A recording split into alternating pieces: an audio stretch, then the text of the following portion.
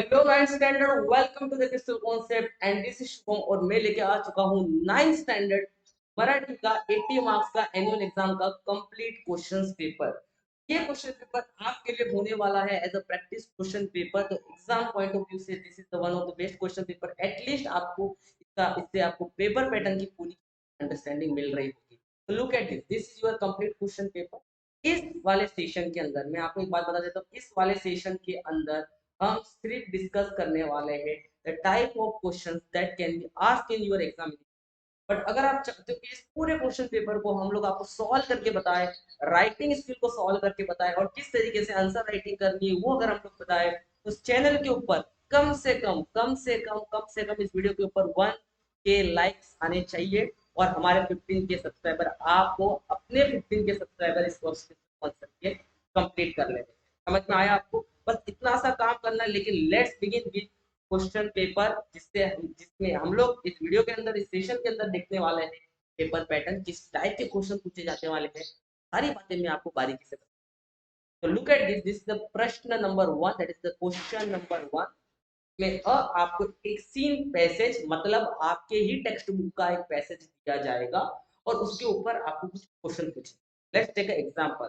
आकृति बंध पूर्ण करा, मतलब नीचे जो आपको ट्री डायग्राम दिया इसको आपको कंप्लीट करना। Look at this. या कारणांमुळे पक्षी तात्पुरते दुसरीकडे जातात, मतलब क्या होता है, जो बर्ड्स होते हैं कुछ रीजन की वजह से एक जगह छोड़ के किसी दूसरी जगह में चले जाते हैं। और उसके पीछे का क्या क्या कारण हो सकता है एक जगह से दूसरी जगह जाने के पीछे का? वहां पे गर्मी ज्यादा पड़ रही है, वहां पे पानी नहीं है, वहां पे खाना नहीं है। ये पैराग्राफ में से ढूंढ के आपको लिखना है। तो ये पैराग्राफ इधर नीचे मैंने टेक्स्ट बुक का फोटो लेके आपके लिए अपलोड किया है। यहाँ पे लुक एट दिस। ये पैराग्राफ आपको पूछा गया था। आई होप ये चैप्टर भी आपको पता होगा कहाँ से पूछा गया है। तो इसका आंसर देखो क्या हो जाएगा। दुष्काल मतलब क्या? पानी की कमी, खाने की कमी। महापूर मतलब बहुत सारा बारिश वगैरह, ज्यादा बारिश आ जाना, यहाँ पे पूरा पानी पानी भर जाना। बर्फवृष्टी और एखाद्या प्रांतात अन्न मिळे नासे झाले, म्हणजे क्या? किसी भी एक रीजन के अंदर खाना मिलना एकदम बंद हो गया। इन सब रीजन की वजह, इन सब कारणों की वजह से, रीजन की वजह से जो बर्ड्स होते हैं वो एक जगह से दूसरी जगह स्थलांतर करना, मतलब क्या करना? माइग्रेट होना।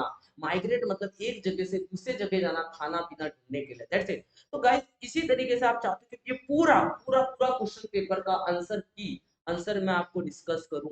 मेरा ये वाला टारगेट अपने क्रिस्टल कॉन्सेप्ट का हम सबको मिलके कंप्लीट करना है विद द 2 डेज। तो इतना शेयर करो। राइटिंग स्किल आपके लिए जो जरूरत है, किस टाइप के क्वेश्चन पूछे जा सकते हैं, वो सारे के सारे आपके कॉन्सेप्ट क्लियर करने में मैं आपकी जरूर जरूर हेल्प करूंगा। आई होप क्रिस्टल कॉन्सेप्ट अगर आपको बहुत ज्यादा मदद कर रहा हो, प्लीज कमेंट सेक्शन में लिख देना proud to be crystal. Okay, next question. चौकटी पूर्ण करा। चौकटी पूर्ण करा। पक्ष्यांच्या स्थलांतरांची मूळे पेरणा, मतलब पंछी एक जगह से दूसरी जगह जाने के पीछे का सबसे बड़ा रीजन क्या है? तो यहाँ पे आपको अच्छे से दिख रहा होगा। देखो, मुळात अन्नाचे दुर्भिक्ष ही स्थलांतराची मूल प्रेरणा, मतलब खाने में कमी आना या खाना जितना चाहिए उतना नहीं मिलना, पर्याप्त मात्रा में फूड नहीं मिलना, सफिशिएंट अमाउंट में फूड नहीं मिलना। This is the biggest reason behind migration of the bird. Understand what I said? तो तुम्ही लक्षात ठेवा, छान प्रकारे प्रॅक्टिस पेपर हे जे मी तुम्हाला देणार आहे याला प्रॅक्टिस करा, ठीक आहे ना?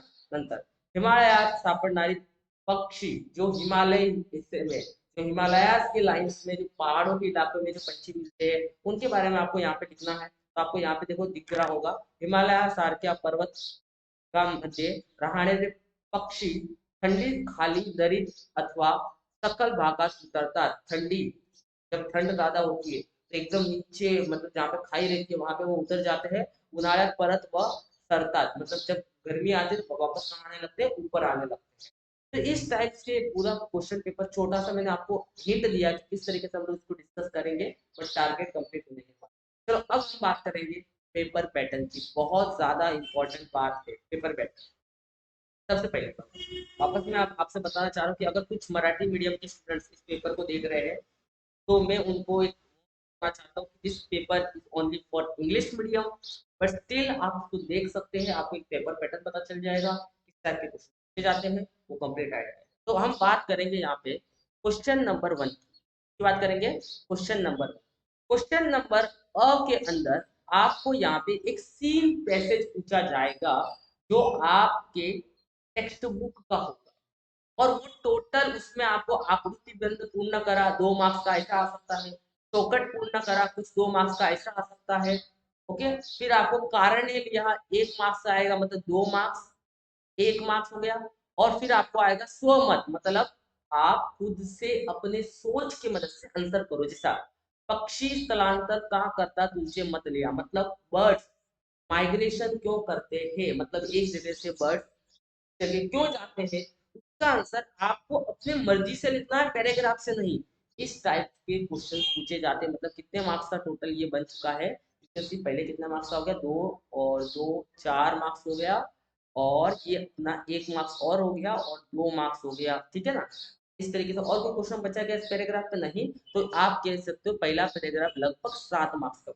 अब देखो it's very according to your school, school भी कुछ अपने खुद के पेपर्स बनाते हैं तो पेपर पैटर्न चेंज हो सकता है, तो आप अपने कॉन्सेप्ट को लेके जाना आपका सारा काम अच्छे से। ठीक है, मैं रटने की कभी बात नहीं करूंगा, या कभी आपको कोई शॉर्टकट ट्रिक्स नहीं बताऊंगा, मतलब shortcut tricks in the sense, मतलब रटने वाली शॉर्टकट ट्रिक्स नहीं बताऊंगा कि बेटा ये ऐसे ऐसे याद रखो और ये लिख के आ जाना, एग्जाम में पास हो जाओगे। क्या ही कर लोगे पास होके, क्या करना, अवार्ड मिलने वाला है पास होने के बाद, तो ऐसा मत किया करो।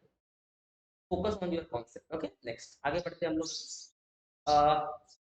तो अभी हम अच्छे से बात करेंगे, गाय गड़बड़ करके पेपर को बर्बाद नहीं करना चाहता, धीरे धीरे मैं पेपर पैटर्न डिस्कस करना चाहूंगा आप लोग के साथ में, तो थोड़ा वीडियो लंबा बनेगा, चलेगा, नो प्रॉब्लम। पाने के लिए क्वेश्चन नंबर 1 में तो हमने डिस्कस कर लिया। अब हम बात करेंगे ब की। अब ब में अगर आप देखोगे, हमारा 7 मार्क्स का था, अगर आप ब में देखोगे तो इसमें भी आपको सी पैसेज, मतलब आपकी ही टेक्स्ट बुक का पैसेज पूछा जाएगा, और उसके अंदर आकलन त्रुटि पहला क्वेश्चन जो 1 मार्क्स का पूछा जाएगा, करेक्ट है। फिर अगर आप देखोगे आगे आकृति बंध पूर्ण करा, ये आपको वापस 2 मार्क्स का देखो यहाँ पे पूछा गया है, ठीक है।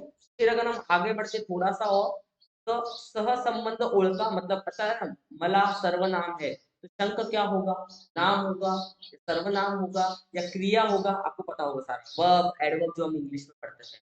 खर खोट मतलब अपोजिट वर्ड, तो दिवस का अपोजिट वर्ड क्या होगा, रात्र। बात समझ में आ रहा है आपको। तो इस टाइप के क्वेश्चन भी आपको ये पूछे गए हैं, तो ये 2 और 2 ऐड हो गए।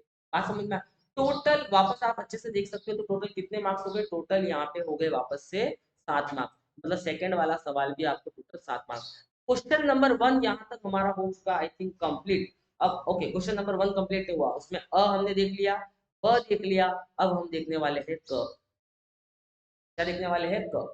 क में आपको अपाठित उतारा, अपाठित उतारा मतलब क्या, आपके टेक्स्ट बुक वाला पैराग्राफ नहीं है यहाँ पे। आपको क्वेश्चन नंबर 1 आकृति पूर्ण करा, उसी टाइप का क्वेश्चन 2 मार्क्स का पूछा गया है यहाँ पे, तो ये 2 मार्क्स हमने ऐड कर दिया।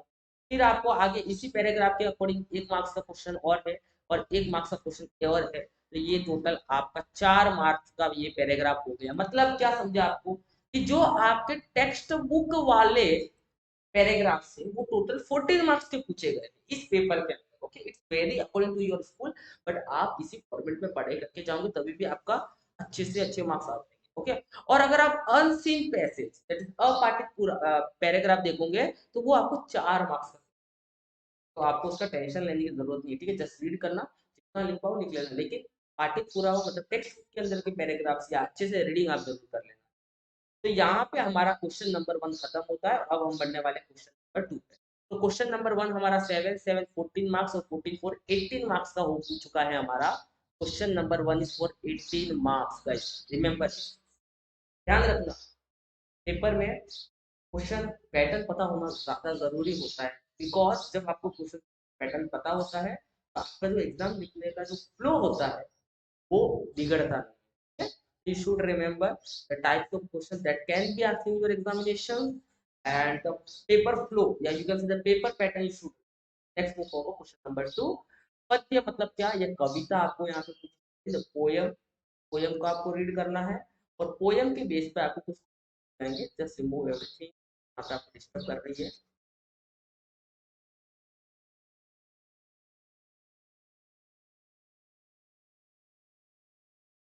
ओके, तो यहाँ पे हम बात करेंगे आकृति बंध पूर्ण करा, वापस उसी टाइप का क्वेश्चन है। ये हमें हम क्वेश्चन नंबर 2 में बात कर रहे हैं, पद्य मतलब क्या, कविता, पोयम, बराबर ना। पोयम यहाँ पे पहला तो 2 मार्क्स के लिए पूछी गई है। फिर कौन थे लिखा, मतलब पोयम को पढ़ते ही कौन क्या काम कर रहा है उसके बारे में आपको लिखना 1 मार्क्स।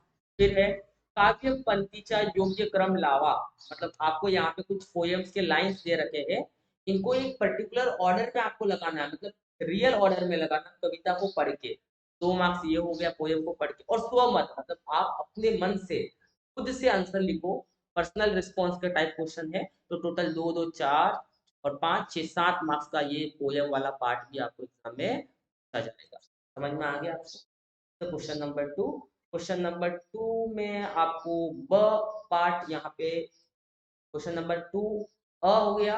उसी पोयम पे आपको ब वाला पार्ट, रस ग्रहण कौनते ही एक, मतलब कोई भी एक लिखना है आपको, कवि कवित्री कवित्री संदर्भ और वाङ्मय प्रकार। तो इस टाइप के टोटल 3 मार्क्स ये हो गया यहाँ पे, तो 3 मार्क्स और यहाँ पे ऐड हो गया है पोयम के अंदर ही। कवितेतील आवडलेली लाइन, मतलब पोयम के अंदर कौन सा लाइन आपको बहुत ज्यादा पसंद आया है, उस लाइन को लिखना और आपको क्यों पसंद आया वो भी लिखना है, क्योंकि ये 2 मार्क्स का सवाल है। नहीं तो कोई भी लाइन उठा के लिख दो, ठीक है ना, देख के। कविता आवडण्याचे वा न आवडण्याचे कारण, क्या आपको ये पोयम अच्छी लगी या अच्छी नहीं लगी, उसके पीछे का रीजन आपको लिखना है। तो पहले अगर आपको अच्छी लगी है तर मला ही कविता खूप खूप आवडली, आणि ती कविता तुम्हाला का आवडली ते पण तुम्हाला लिहायला लागेल. या या कारणांमुळे ही कविता मला आवडली, या कवितेतून मला हे शिकायला भेटलं, समजलं तुम्हाला? या प्रकारे तुम्हाला राइटिंग करायची है। तो ये 4 मार्क्स और यहाँ पे ऐड हो गए, तो you can see that the poem writing total 14 marks का पोयम तो यही हो गया। अगर मैं आपको नहीं दिख रहा हूँ या मैं थोड़ा सा इनविजिबल, तो यहाँ पे जो अपना पोयम राइटिंग है पोयम का ही 14 मार्क्स ऐड होने वाला है आपके एग्जामिनेशन। तो रिमेंबर दिस थिंग, ओके।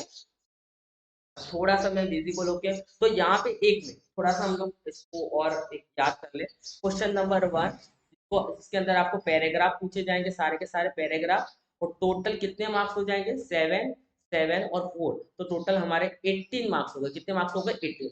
और अगर हम पोयम की बात करें तो पोयम हमें पूछी जाएगी टोटल 14 मार्क्स की, और किस टाइप के क्वेश्चन पूछे जाएंगे वो भी मैंने आपको बता दिया है। तो क्वेश्चन नंबर 1 और क्वेश्चन नंबर 2 हमने पूरी तरीके से डिस्कस कर दिया है। Let's move forward. अब क्वेश्चन नंबर 3 पे आ रहे हैं, बराबर कि नहीं? Question number 3, look at question number 3, खाली कृती सोडवा, नीचे दिया हुआ तो आप पुढील कृती सोडवा। टेनिस म्हणजे अफाट जल संदर्भ स्थूल वाचन। स्थूल वाचन में आपको डायरेक्ट क्वेश्चन पूछे जाते हैं, नो पैराग्राफ, आपको डायरेक्ट आंसर करना है, उसके हिसाब से आपको टेक्स्ट बुक में से आंसर याद होने चाहिए, ठीक है। टिप लिहा मतलब आपको नोट्स लिखना है। विश्वकोशाचा उपयोग, विश्वकोश का उपयोग क्या होता है, और वेळनिसच्या स्टेशन बाहेरचा परिसर, तो ये जो भी बातें हैं आपको पता होगा, आपके टेक्स्ट की सारी बातें हैं वो आपको लिखना है। और स्वमत स्थूल वाचन आपको समझ में आ गया होगा, आपके टेक्स्ट बुक में जो वो पैराग्राफ होते हैं एंड में चैप्टर जो होते हैं, इसका आंसर आपको याद करके लिखना पड़ता है, पैराग्राफ से ढूंढ के नहीं। स्वमत वसंत ऋतूच्या आगमनाने सृष्टीचे होणारे बदल तुमच्या शब्दात लिहा। वसंत ऋतु जब ये वाला जो सीजन आता है तो उसमें इन्वायरमेंट में क्या क्या चेंजेस आते हैं के बारे में आपको लिखना है। तो टोटल 6 मार्क्स और टोटल 2 मार्क्स स्थूल वाचन के हो गए। यहाँ पे और कुछ पूछा क्या स्थूल वाचन में? कुछ नहीं। तो स्थूल वाचन में अगर मैं बात करूंगा स्थूल वाचन, तो टोटल मेरे हिसाब से कितने मार्क्स का पूछा गया है? 8 मार्क्स का, ठीक है। ये हमारा स्थूल वाचन का यहाँ पे काम समाप्त झालं मुलांनो। Let's move forward. अगर आपको इसका कंप्लीट सॉल्यूशन चाहिए, किस तरीके से आंसर राइटिंग करनी है, तो वापस बता रहा हूँ, 1K लाइक और 15,000 सब्सक्राइबर कंप्लीट आप लोग चैनल से मिल गया। भाषा अभ्यास, ठीक है, लँग्वेज स्टडी आप बोल सकते हो इंग्लिश में। पुढील वाक्यातील अधोरेखित शब्दांपासून सामासिक शब्द तैयार करा। इस टाइप के क्वेश्चन है, टोटल 2 मार्क्स का ये सवाल है, ठीक है। अलंकार ओळखा, अलंकार आपको यहाँ पे पहचानना है, ये 2 मार्क्स का सवाल है। और फिर आएगा स्वमत वापस से, ये भी 2 मार्क्स का सवाल है। मतलब अगर मैं बात करूं क्वेश्चन नंबर 4 जो हमारा क्या है, भाषा अभ्यास, भाषा अभ्यास, और ये हमें टोटल कितने मार्क्स के लिए पूछा जा रहा है? यहाँ पे 6 मार्क्स के लिए टोटल। और यहाँ पे देखो, विराम चिन्हाची नावे लिहा, ये हमें 2 मार्क्स यहाँ पे पूछा जाएगा। सप्ताह पूर्ण करा, ये भी हमें 2 मार्क्स के लिए पूछा जाएगा। और यहाँ पे और 2 मार्क्स के लिए पूछा जाएगा, खालील वाक्यातील अधोरेखित शब्दांचे वचन बदलून वाक्य लिहा। वचन मतलब क्या? वो बदल के आपको रात्रभर त्याचा डोळा लागला नाही, ठीक है ना। तो वचन बदल के आपको उसको लिखना है। वाक्य प्रचार व अर्थाच्या योग्य जोड़िया लावा। यहाँ पे आपको मैच द फॉलोइंग वाला क्वेश्चन है। अचूक शब्द उनका मतलब कि यहाँ पे जो वर्ड दिए कौन सा वर्ड गलत लिखा हुआ है उसको आपको पहचानना है। और यहाँ पे हमारा और विराट विरुद्धार्थी शब्द लिया, यहाँ पे भी आपको 2 मार्क्स का मतलब अपोजिट वर्ड लिखना है। तो टोटल अगर मैं भाषा अभ्यास की आपसे अच्छे से बात करूं, भाषा अभ्यास देखो 6 मार्क्स इस वाले पेज पे हो गया। यहाँ पे देखो कितने मार्क्स हो गए, 6, 8, 10, 12, तो 14, 16, 18। तो टोटल भाषा अभ्यास कितने मार्क्स का पूछा जाता है, 18 मार्क्स का। भूलना नहीं गाइस, अच्छे से प्रैक्टिस करके जाना। वापस में भाषा अभ्यास के बारे में बता देता हूँ। अपोजिट वर्ड लिखने आता है, क्या लिखने आता है आपको यहाँ पे भाषा अभ्यास के अंदर, आपको अपोजिट वर्ड्स लिखने आते हैं। फिर आपको यहाँ पे विरुद्धार्थी शब्द लिखने आते हैं, दैट इज वही विराम चिन्ह, मतलब कौन सा प्रॉपर साइन है वो लिखने आपको यहाँ पे आता है, ठीक है ना, भाषा अभ्यास के अंदर। तो ये सारी चीजें आपको अच्छे से प्रैक्टिस करनी है। तो ये भाषा अभ्यास का हमारा सारा काम आ गया। आप वीडियो अगर नहीं पेपर पैटर्न समझ में आ रहा है, पेपर आप वापस वीडियो को रिवर्स कर लेना, ठीक है। फिर आता है खालील कृति 16वां, पत्र लेखन मतलब लेटर राइटिंग। टोटल 6 मार्क्स का ये सवाल है। तो लेटर राइटिंग यहाँ पे ओके, क्वेश्चन नंबर 5 की बात करेंगे लेटर राइटिंग। तो टोटल 6 मार्क्स का आपको यहाँ पे सवाल पूछा जाएगा लेटर राइटिंग वाला, ठीक है। लेटर राइटिंग होने के बाद थोड़ा सा और इसको भी हम क्लियर करते हैं।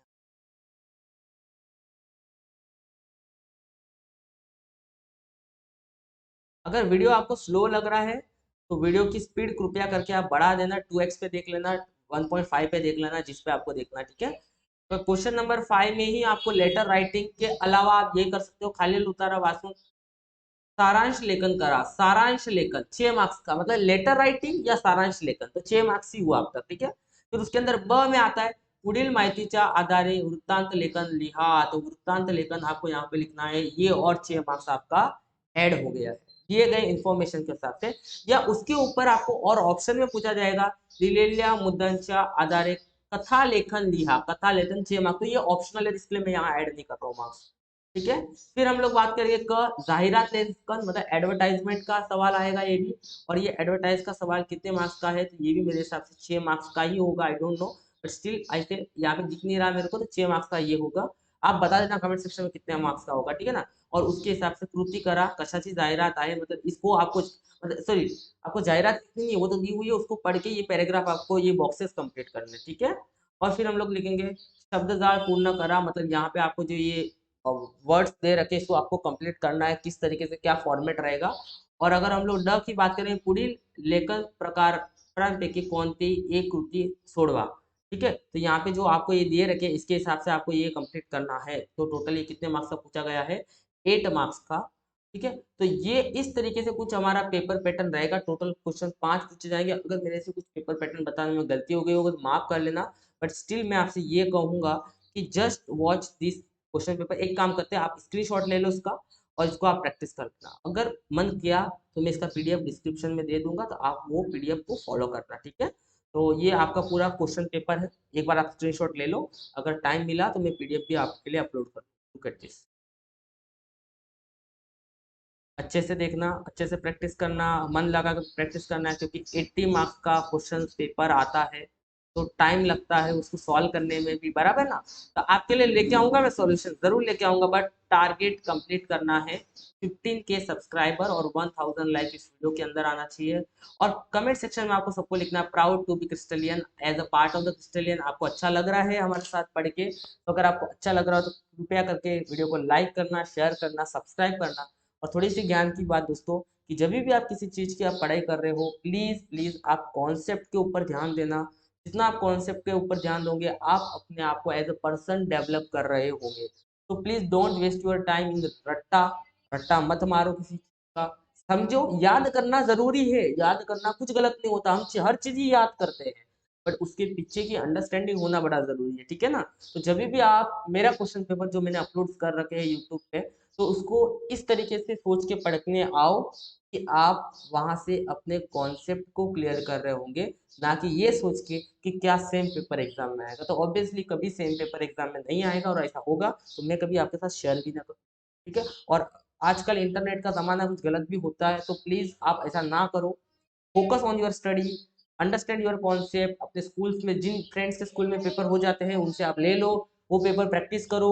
मैं अपलोड जो पेपर आपसे कर रहा हूँ वो भी उन स्कूल से पेपर बच्चे शेयर करते हैं कि भैया ये पेपर हो चुके हैं, आपके और स्टूडेंट के साथ शेयर करो तो उनको एज अ हेल्प हो जाएगी। तो इसी तरीके से आप एक कम्युनिटी बिल्डअप करो जहाँ पे आप कुछ नया सीख रहे होंगे, ना कि व्हाट्सअप, इंस्टाग्राम, स्नैपचैट पे अपना समय बर्बाद कर रहे होंगे। तो इस ज्ञान के साथ इस सेशन को मैं समाप्त करता हूँ। Thank you so much for watching. All the best for your examination.